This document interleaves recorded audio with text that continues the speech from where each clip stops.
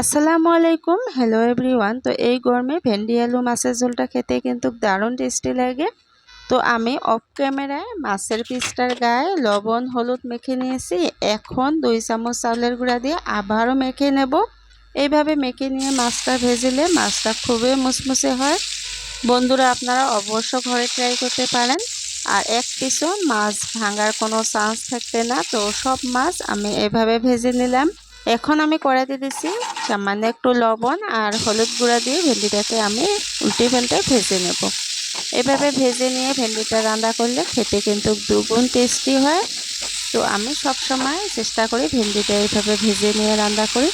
তারপর সেমভাবে আমি আলুটাকে এইভাবে ভেজে নেব। তো এখন আমি সব মশলা টমেটো দিয়ে কষিয়ে নিয়েছি। এখন ভেজে রাখা আলু আর ভেন্ডিটাকে অ্যাড করে আমি নেড়ে চেড়ে সামান্য একটু পানি দিয়ে প্রথমে কষিয়ে নেব। তারপর আমি পরিমাণ মতন ঝোলের পানি অ্যাড করব।